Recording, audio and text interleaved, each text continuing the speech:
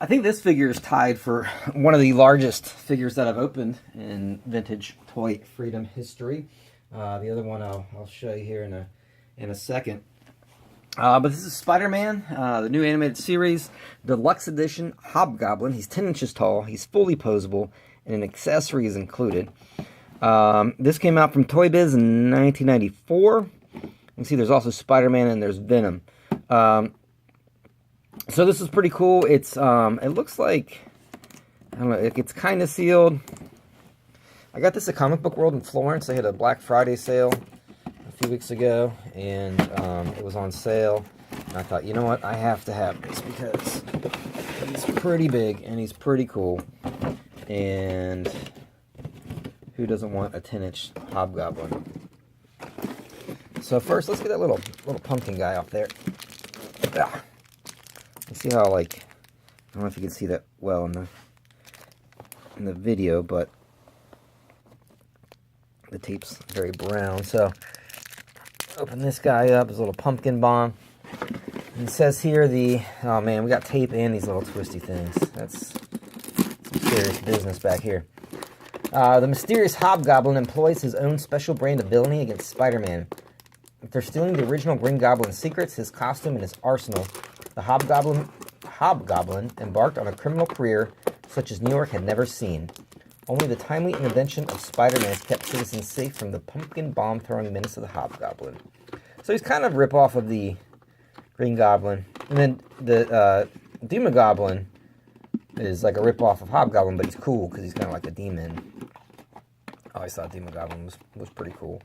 Hobgoblin's first appearance, I probably used to know that, but it's been a while. I'm getting old and forgetful. My memory's not what it used to be. All right, so I like the packaging. You know, like the sort of like New York City skyline back here. That's cool. Attention to detail. Ugh. Get him out of his shackles. He's been in prison for so long. For 23 years, he's just been stuck in there. He wants to throw some pumpkins. I should open this for Halloween, but I guess I didn't own it on Halloween. Let's see, the cape is removable. That's kind of cool, I guess. So it's like a large plastic cape. Kind of neat. Let's see. Let's listen closely if we can hear that plastic crack sound we all know and love. A little bit on that one knee. Yeah, not so much. Probably because he's so big. So he's got a little hole in his hand there. That's where his pumpkin can go. Oops. These are pie pumpkins. They're pretty small. There we go. And it's kind of weird. It looks like it should go in that hand because it looks like should be throwing with that hand. Yeah, so this is pretty neat. Obviously, it's big. I had a even larger Venom when I was a kid. It was part of the Marvel superheroes line, like you'll often see like the different Daredevils and Captain America, Doctor Doom, Dr. Octopus, various Spider-Mans, etc., etc. It was that tall, I think, so maybe 18 inches tall, I believe. Maybe, I don't know, maybe bigger. And I remember the house we lived in, my bedroom was in the front, on the first floor, and I had it like in my window. And my dad came home from work that day, and he was like, you need to take that Spider-Man out. And I was like, first of all, it's not Spider-Man, it's Venom. But he didn't like that. You could see it, because it was so big, you could see it from the road. And my dad's very particular about things like that. So I had to move my large Venom action figure, which again was much larger than 10 inches. I don't know what happened to it. That's one of those toys that magically disappeared that I would love to get back. But yeah, it was pretty big.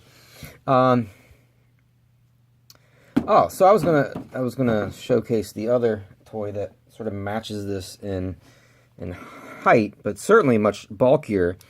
The Ghost Rider Vengeance figure. Now this is like one of the coolest things I own, and one of my favorite figures that I opened in Vintage Toy Freedom. It glows in the dark. I love glow in the dark. His sort of bone bracelets and his teeth.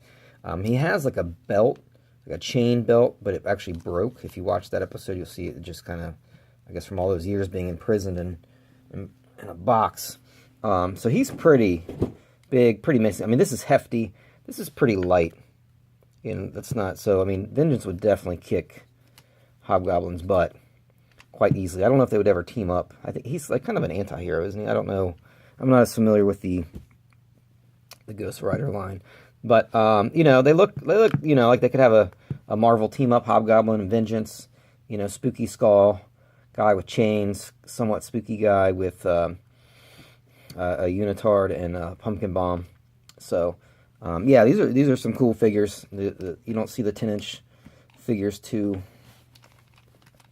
often, and I think Toy Biz did a nice job on these. So, so this is the Spider-Man Deluxe Edition 10-inch Hobgoblin from Toy Biz 1994, and he's going to go chuck some pumpkin bombs.